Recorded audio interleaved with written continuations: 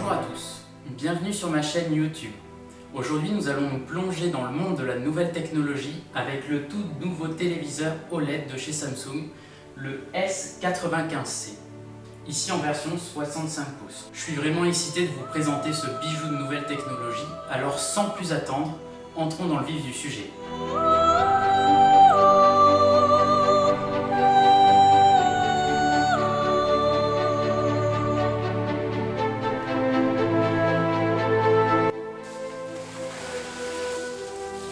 Ici nous avons le boîtier One Connect, qui permet d'avoir tous les ports d'entrée déportés de l'écran et de par exemple brancher son téléviseur au mur comme je le ferai prochainement.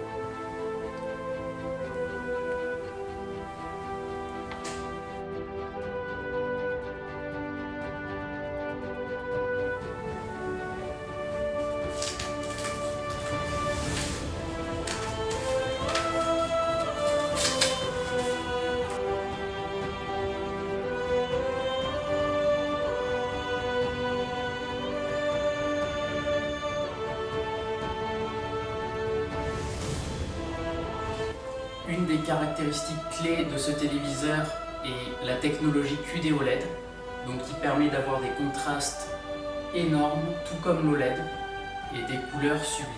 Donc ici nous avons une résolution 4K qui est actuellement la norme dans ce qui se fait, et le traitement anti-reflet non polarisé.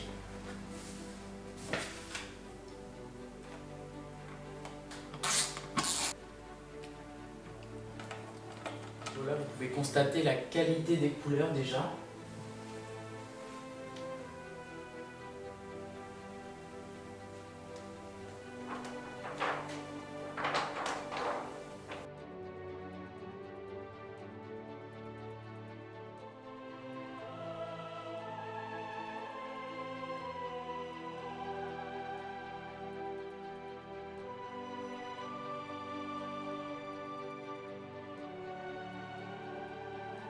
Donc sur l'expérience de visionnage, c'est vraiment du très bon. Le système intégré Tizen, je vois pas de ralentissement vraiment comme ce qui a pu être remonté sur le modèle précédent de l'année dernière, le S95B.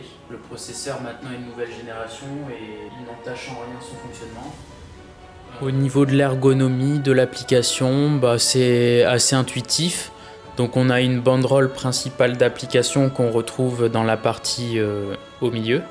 Ensuite, on a différents contenus affichés, donc les contenus récents, en cours, et des sections pour visionner des contenus sur différentes des applications qui sont disponibles. Donc voilà, ça paraît assez intuitif.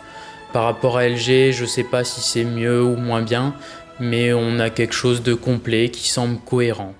Au niveau de la qualité d'image et des rendus, des couleurs, vous avez vu, c'est vraiment très bon.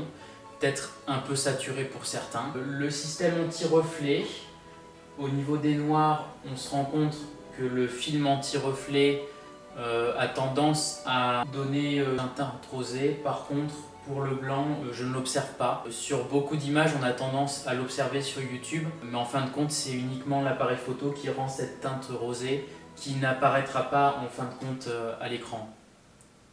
Au niveau de la télécommande, on a une télécommande basique qui n'est pas équipé de rétroéclairage. On le regrettera pour un prix tant élevé de la télévision.